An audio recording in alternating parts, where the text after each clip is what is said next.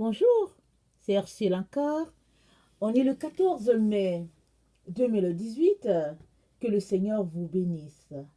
Donc voilà, alors je viens sonner la trompette aujourd'hui encore et je viens annoncer à tout le monde que notre Seigneur Jésus-Christ arrive très très bientôt.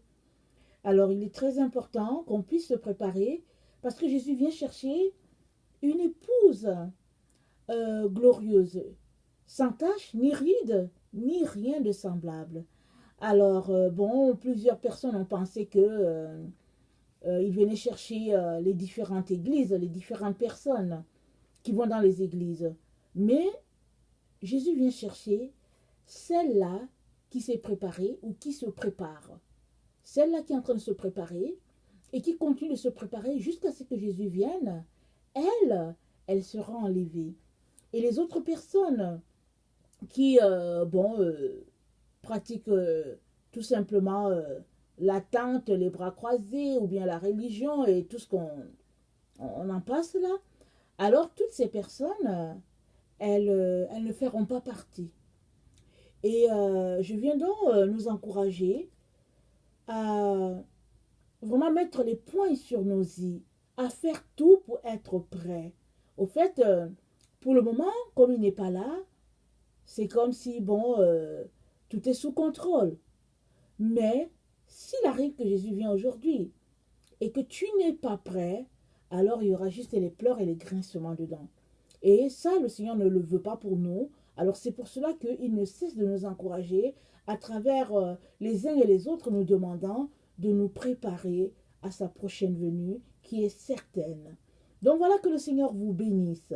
Alors aujourd'hui, je viens apporter un enseignement sur notre cerveau, un cadeau divin. Alors, je ne sais pas si vous avez déjà vécu des moments difficiles ou bien si vous en vivez en ce moment-ci. J'espère que oui, j'espère que vous vivez des moments difficiles aussi. Parce que les moments difficiles, c'est pour tout le monde, c'est pour tous les humains. Il n'y a pas quelqu'un sur cette terre qui ne passe pas par des moments difficiles. Même les personnes qu'on appelle les riches parce qu'ils sont monétairement nantis, même ces personnes-là vivent des moments difficiles. Peut-être qu'elles ont trop d'argent, mais elles vivent des situations difficiles par moment. Il y a même plusieurs qui ont ras-le-bol de la vie. Alors, les moments difficiles, c'est pour tout le monde. Même notre Seigneur Jésus-Christ a vécu des moments très difficiles dans sa vie. Lui, le Saint, lui qui n'a point péché, a dû vraiment agoniser à Gethsemane. Il a dit, Père, s'il est possible que cette coupe s'éloigne de moi, non pas ce que je veux, mais ce que toi tu veux. Et la Bible nous rapporte que quand il priait, et puis sa sueur était comme de grumeaux de sang, parce que tellement il priait pour gagner ce combat-là qui était d'aller jusqu'à la croix. Alors, si on relit le passage, on se rendra compte que, au fait, euh, Dieu n'a pas enlevé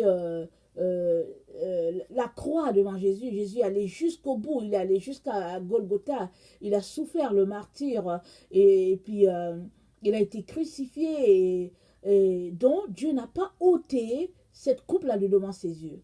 Par contre, Dieu a envoyé Élie et Moïse qui sont venus le fortifier, le soutenir. Et quand cette vision s'est retirée, parce que c'était une vision pour les disciples Pierre, Jean et Jacques, mais pour Jésus c'était réalité.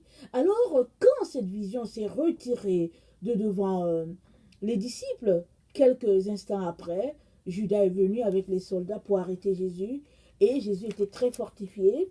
Il a dit, qui cherchez-vous? Et la Bible nous rapporte que la première fois qu'il a dit, qui cherchez-vous?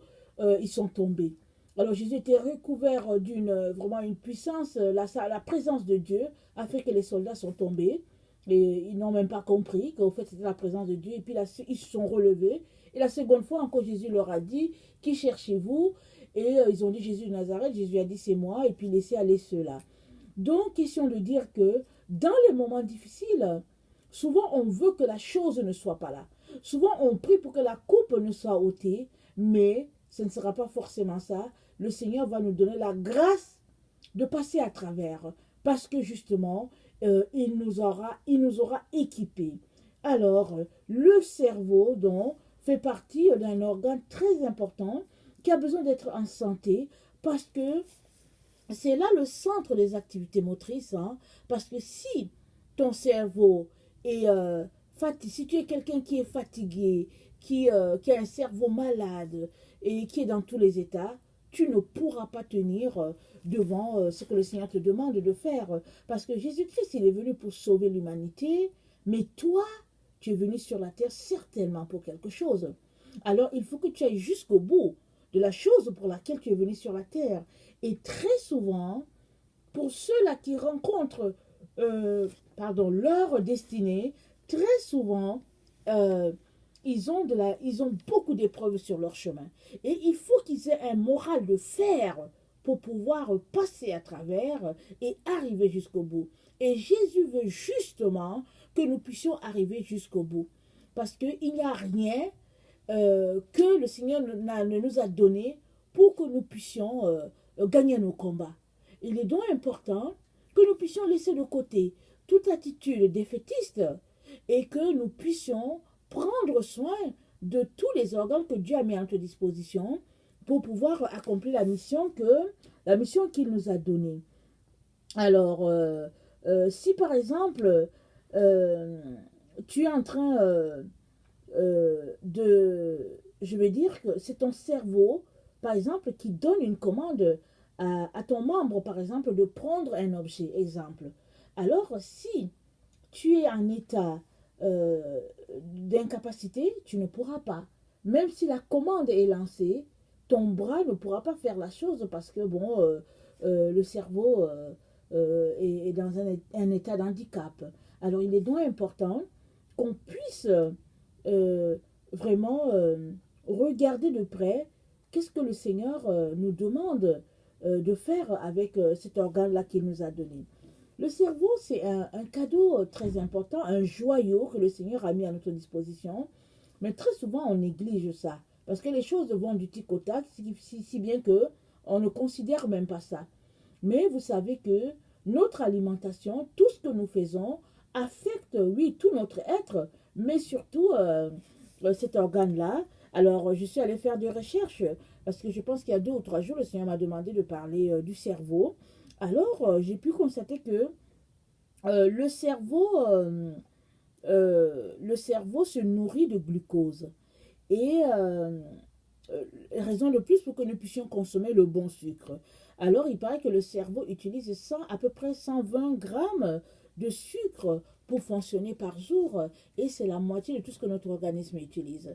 Alors, ça veut donc dire qu'approximativement, notre organisme utilise 240 grammes de sucre, et puis le cerveau à lui seul, qui est le plus petit, qui est un petit organe, il utilise jusqu'à 120 grammes.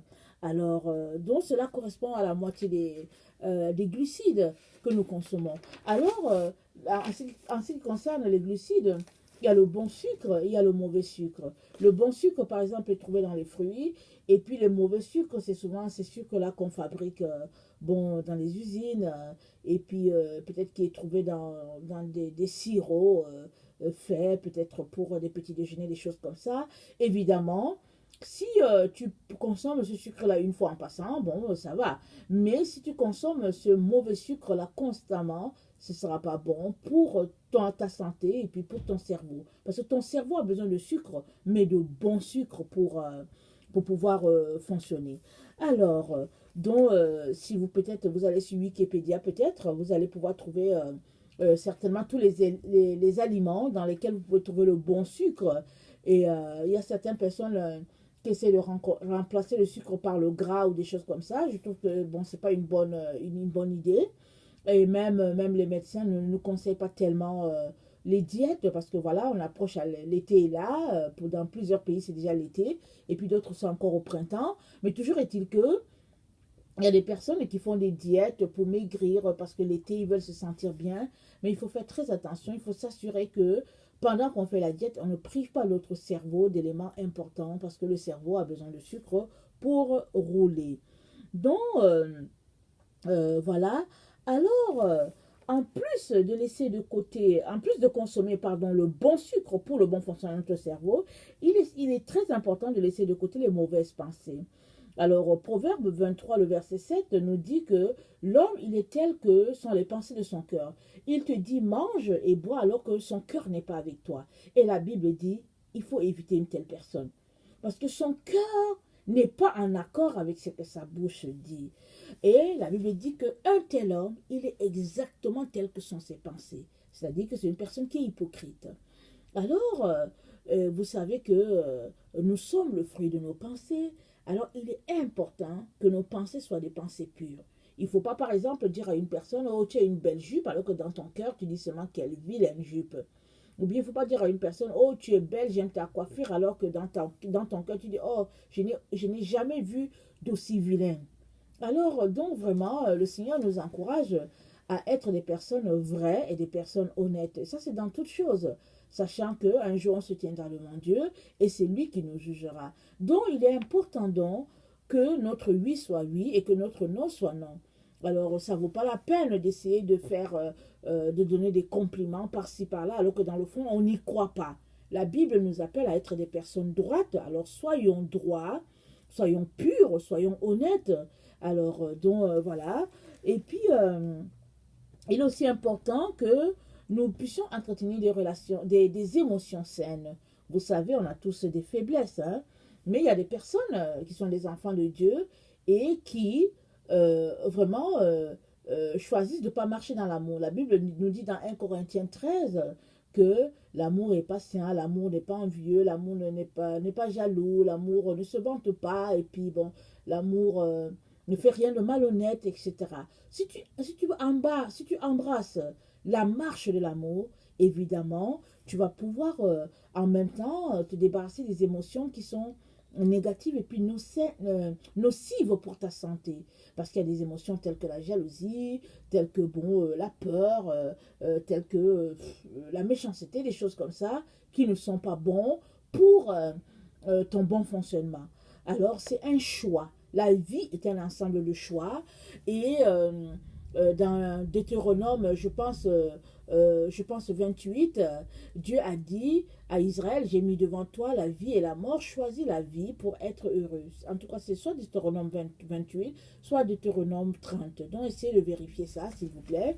Alors, la vie doit être un ensemble de choix et il nous revient à toi et à moi de choisir ce que nous allons ingurgiter.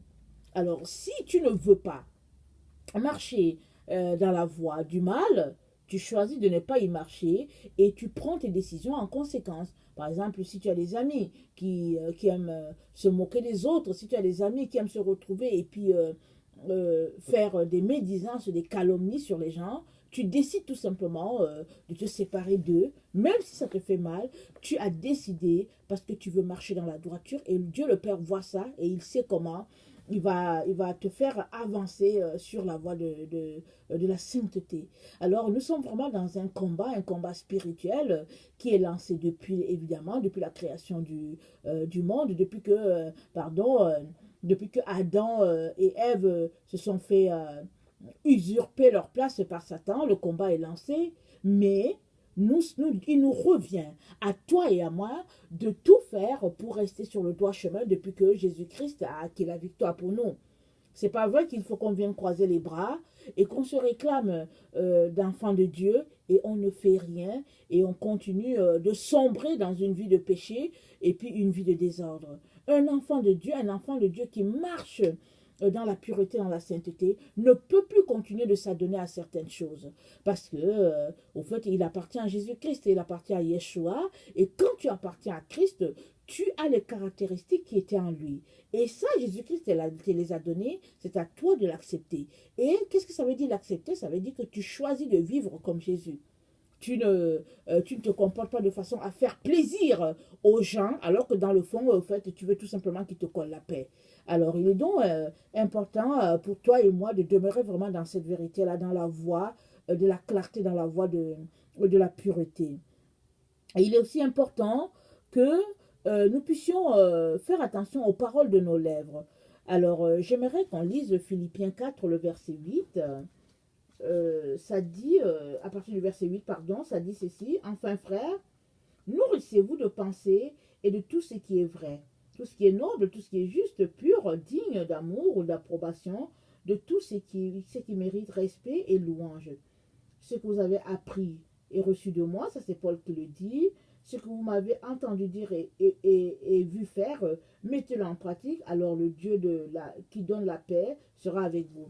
Alors c'est extraordinaire qu'un être humain puisse dire ça. Qu'il dise, il écrit aux Philippiens, il dit que ce que vous m'avez vu faire, faites-le aussi. Ça veut dire que Pierre marchait vraiment dans la droiture.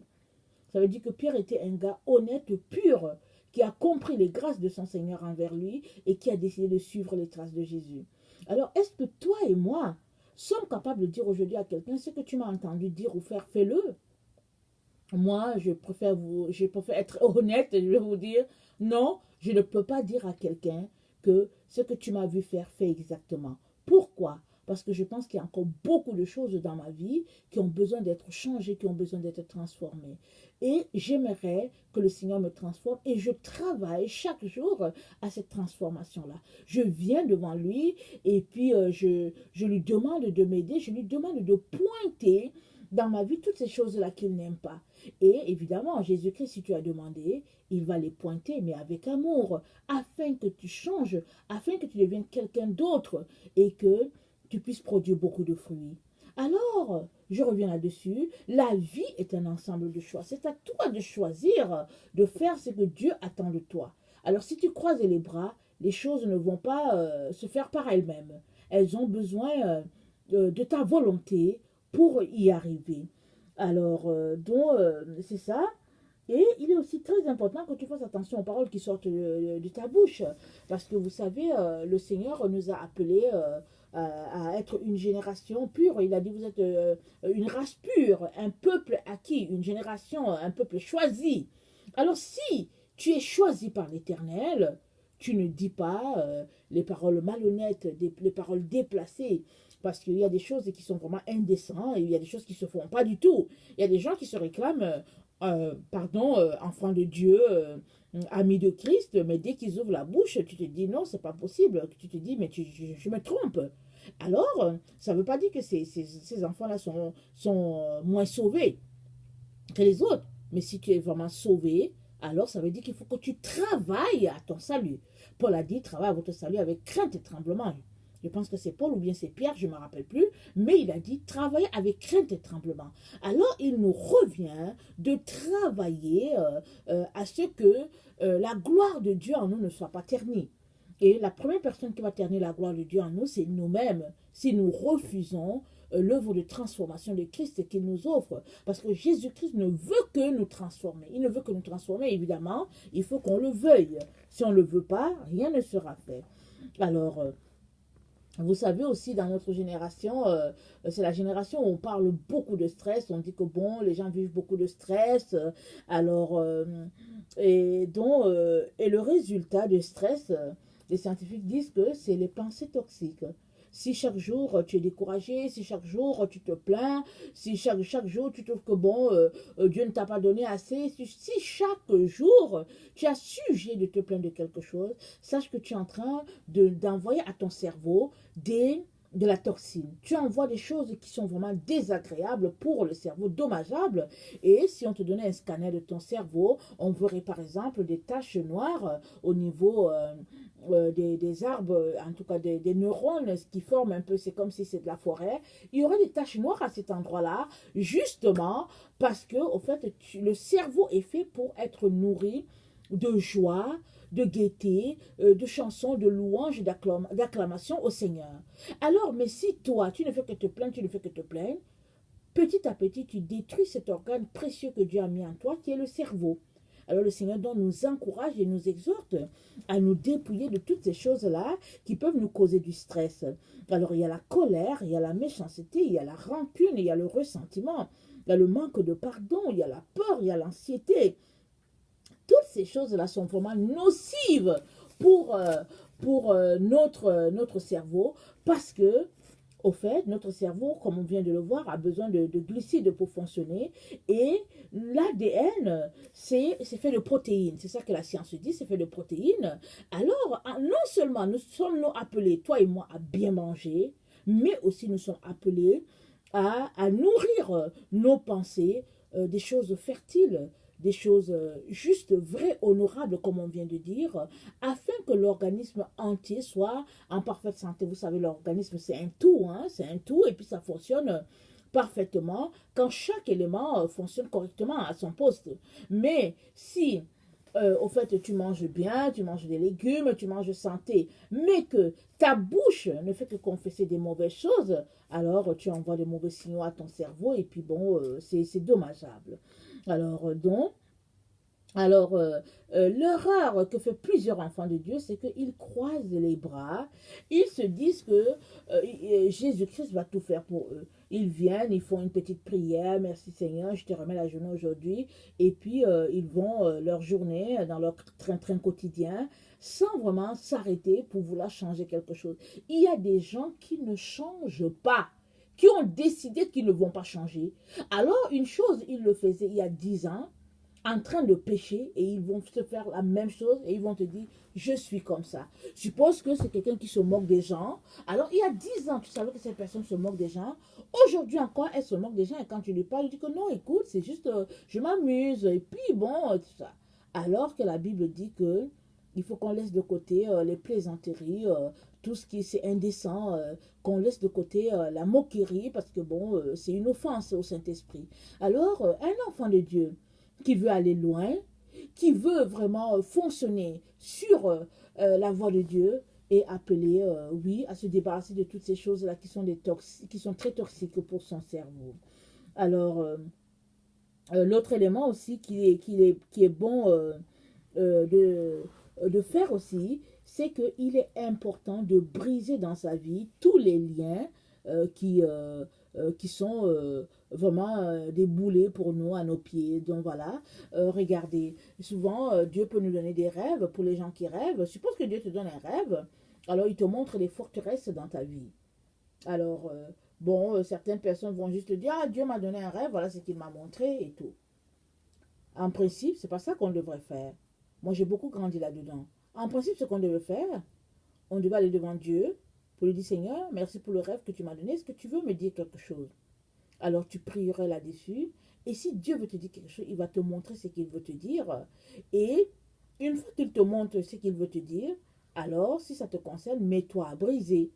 Tu dis au nom de Jésus, je brise tel lien. Au nom de Jésus, je brise la colère dans ma vie. Au nom de Jésus, je brise l'anxiété. Seigneur, donne-moi vraiment de pouvoir remplacer cela par la joie, la persévérance et tout. Et puis bon, on fait des prières comme ça. Mais si toi, Dieu te montre quelque chose et puis tu ne dis rien, ben rien ne sera fait. Parce que souvent, il y a des péchés qui sont dans notre vie, ou bien il y a des lourdeurs qu'on traîne avec nous, parce que c'est des fautes commises par exemple, nos aïeuls.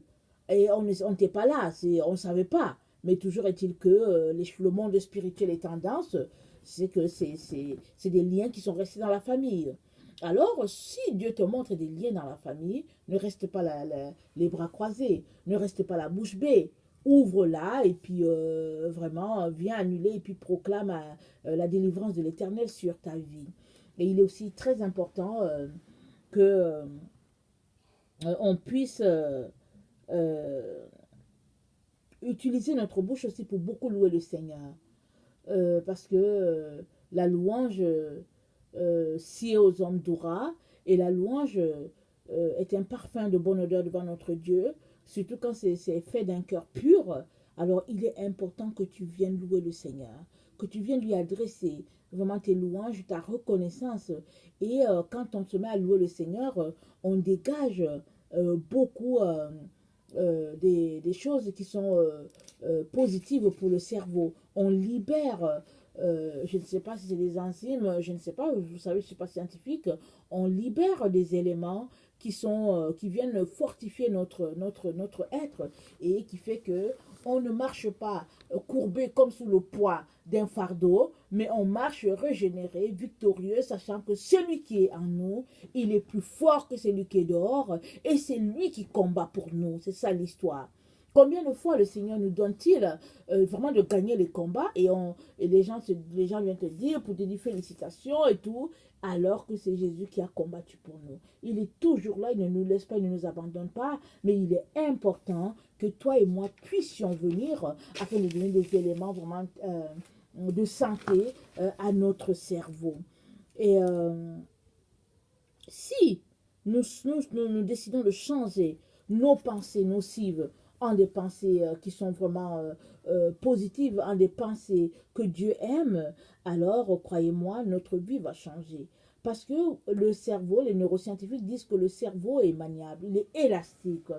Alors, il peut être vraiment très très rigide dû au fait que tu ne veux pas changer tes pensées, dû au fait que tu te crois juste sur tous les plans, mais il peut aussi vraiment changer, avoir une forme, la forme que Dieu veut, vraiment toute la douceur, tout ça, parce que justement, tu t'es rendu compte, par exemple, que tu étais quelqu'un qui avait un problème avec la colère, et puis tu as décidé de changer ça, et une fois que tu décides de changer, et que tu te réponds de cela, allez, l'information envoyée dans ton cerveau, pour vraiment envoyer dans ton cerveau, lui disant que bon, au fait, tout est clean et tout ça. Parce que Dieu a fait l'être humain pour marcher dans tout ce qui est encouragement, dans tout ce qui est positif. Il n'a pas fait pour marcher dans l'adversité. Mais on sait tous que l'adversité vient de l'ennemi. Et comme il sait que c'est nocif pour l'être humain que nous sommes, alors il va tout faire pour pouvoir nous garder dans une certaine dépendance. Alors il est important pour toi et moi de pouvoir de choisir de sortir de là. Alors j'aimerais aussi qu'on lise 2 Corinthiens 10, le verset 5, s'il vous plaît. 2 Corinthiens 10, verset 5. Excusez-moi, ça prend un peu de temps. Je n'avais pas préparé mon passage. Alors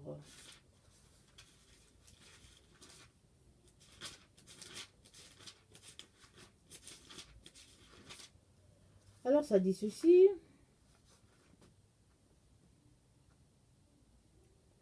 Ainsi que tout ce qui se dresse prétentieusement contre la connaissance de Dieu, et nous faisons prisonnière toute pensée pour l'amener à obéir au Christ.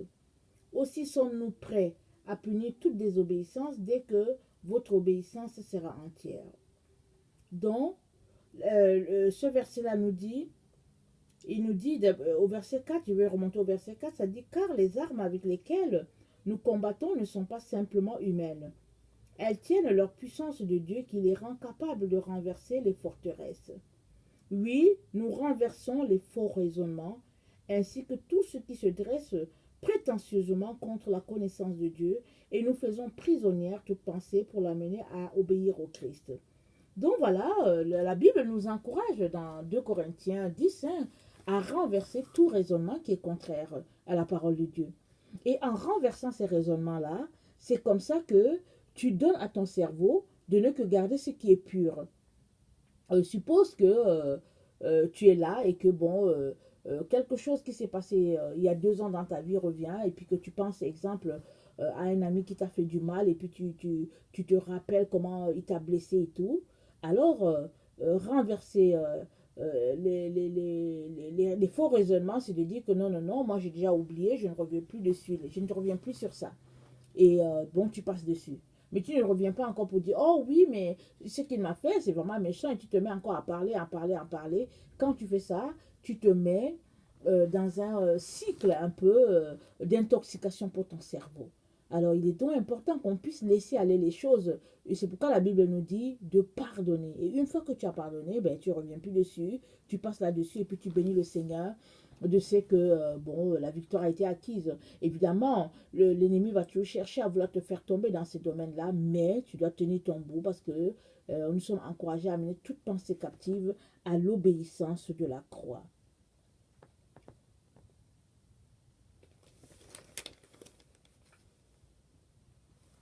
Sachez qu'on est dans un combat perpétuel. Hein? On est dans un combat perpétuel. Il n'y a pas un jour où on sera combattu ou un autre jour où on sera moins combattu. Non, c'est pas possible.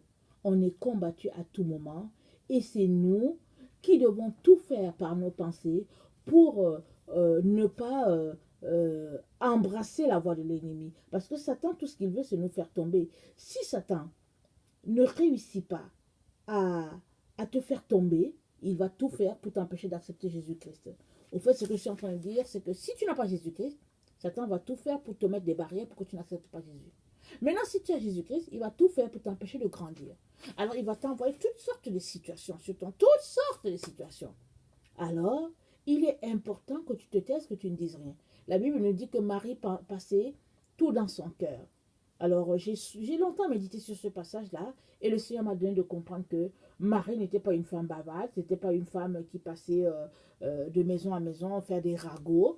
Et puis, c'était plutôt une femme qui exhortait vraiment les uns et les autres et puis qui gardait tout dans son cœur et puis elle s'attendait à Dieu en toutes choses. Et donc, il est important qu'on puisse vraiment se nourrir de pensées que Dieu approuve. Vous savez qu'on est dans une époque où le mal est appelé bien et le bien est appelé mal. Alors, si tu vis autour de personnes qui prennent le mal pour du bien, alors tu as besoin de te faire vraiment violence pour ne pas participer avec leurs œuvres. Aujourd'hui, on rit pour tout. Les gens, ils ont leur cellulaire, ils ont leur tablette et tout, ils regardent des histoires qui ne font pas rire et puis ils sont là, ils rient. On ridiculise tout, on ridiculise la Bible, on ridiculise les enseignants de la parole, on ridiculise tout le monde. Mais c'est vrai que la Bible nous avait déjà dit que dans les derniers temps, les gens seront fanfarons, blasphémateurs, ils vont ennemis de Dieu. Alors, si toi, tu te retrouves avec des gens qui pratiquent cette forme de relation communautaire, pardon, il est donc important que tu puisses sortir de là et que tu puisses mettre ton cerveau en sécurité parce que tu as besoin de ton cerveau pour aller jusqu'au bout des épreuves par lesquelles tu es appelé à passer. Si tu as un cerveau qui est déjà, bon, peut-être malade, ou bien si tu as quelqu'un dont le moral est vraiment bas, très très bas, alors sache que tu ne pourras pas combattre les combats de ta vie. Chacun a un combat à vivre pour arriver au pied de la croix. Jésus, son combat était vraiment de porter la croix pour l'humanité et il l'a porté, lui qui n'a point péché. Et il est allé jusqu'au bout. Alléluia. Alors il est important que toi et moi puissions aller jusqu'au bout. Alors, c'est ça. Et si tu vis avec un objectif d'avoir une bonne santé pour ton cerveau, alors tu vas travailler vraiment pour ce qui est de la nourriture que tu vas consommer, tu vas travailler pour ce qui est des paroles qui vont sortir de ta bouche, tu vas travailler pour ce que tu entends sur Internet, à la télévision, tu vas travailler pour ce que tes yeux regardent, parce que vous savez que l'œil, c'est la porte pour notre âme. Alors si tu regardes les mauvaises choses, alors tu envoies à ton âme des idées, des mauvaises images. Alors si tu es quelqu'un qui veut vraiment marcher dans la sainteté, dans la pureté, si tu es quelqu'un qui veut donner tous les atouts à ton cerveau pour être au beau fixe avec le Seigneur, il est important que tu puisses prendre des décisions qui peut-être de prime abord seront des décisions qui sont mal vues par ton entourage, mais tu as besoin de te séparer de tout ce qui t'empêche d'avancer, tu as besoin de te séparer. Alors, si ce sont des amis d'enfance, si c'est bon, sépare-toi de ça. Alors maintenant, si c'est ton mari ou ta femme, alors qui fait tout pour te mettre des bâtons dans les roues, alors tu as besoin de demander la grâce de Dieu pour que le Seigneur te donne de passer à travers. Tu as besoin vraiment de prier une prière de combat de telle sorte que le Seigneur puisse enlever les écailles des yeux de ton mari ou bien de ta conjointe. Alors, nous avons donc vraiment besoin de tout faire pour sortir de cette vie-là dans laquelle l'ennemi nous a plongé dans notre époque, une vie de stress, une vie de course, nous faisant croire que certaines choses sont très très importantes et que d'autres choses peuvent attendre. Alors, la Bible, Dieu a dit à Josué, il a dit que ce livre de la loi ne s'éloigne point de ta bouche. Médite le jour et nuit pour agir fidèlement selon ce qui est écrit, car c'est alors que tu auras du succès dans ton entreprise, c'est alors que tu réussiras. Donc, il y a un travail. Il faut venir. Matin, midi, soir, il faut venir. Lire la parole, il faut venir s'exhorter par des psaumes, des psaumes, des cantiques. On ne croise pas les bras. Alors, donc c'est ça. Et puis, tu as aussi besoin de ça parce que par la façon dont tu traites ton cerveau, tu peux basculer d'un bord comme de l'autre. D'un bord, ça sera que tu seras séparé de Dieu. De l'autre bord, c'est que tu seras avec Dieu. Et puisque le Seigneur veut qu'on soit des personnes en santé, qu'on soit des personnes saines à tout point de vue, alors il est important qu'on puisse se débarrasser de tout ce qui est impureté et qu'on puisse embrasser tout ce que le Seigneur aime. Alors, ton cerveau est un cadeau divin, c'est quelque chose de très très important, ne le néglige pas. Ne pense pas qu'il n'a rien à voir dans tes démarches. Tu as besoin d'avoir un cerveau pur dans un corps pur, parce que, comme je l'ai dit, Jésus vient chercher une épouse glorieuse, une épouse sans tache, une épouse sans rides. Alors, tu as besoin de te positionner, et ça, c'est à tous les niveaux. Alors, voilà. Et si toi, tu es quelqu'un qui ne connaît pas le Seigneur, je viens t'encourager à chercher à connaître Jésus-Christ. Parce que ce n'est pas vrai qu'il y a plusieurs religions qui pourraient te sauver. Il y a une seule personne qui peut te sauver, et cette personne-là, c'est Jésus-Christ. Et ce n'est pas que c'est une question de religion chrétienne, mais c'est une affaire de relation avec ton Seigneur. Alors, ce n'est pas une affaire de religion, comme je viens de dire, c'est une affaire de relation. Alors, si tu tournes vers Jésus, Jésus-Christ va venir, il va faire de toi son ami et il va te révéler la raison pour laquelle tu es sur la terre et il va se révéler à toi. Parce que Jésus, il est amoureux vraiment de ses enfants. Il a les bras tendus constamment. Il veut tout simplement que tu puisses t'y jeter. Alors, ne refuse pas son appel. Parce qu'au fait, l'ennemi, tout ce qu'il fait, c'est disperser les gens, les diviser, les faisant croire qu'au fait, il y a plusieurs vérités, alors que dans le fond, il n'y a qu'une seule vérité. Et cette vérité-là, c'est que c'est Jésus-Christ de Nazareth, seul qui sauve. Donc c'est ça. Alors voilà, que le Seigneur vraiment vous bénisse, qu'il vous fortifie, qu'il vous donne de continuer votre chemin. Parce que Jésus-Christ arrive bientôt. Soyez bénis. Amen.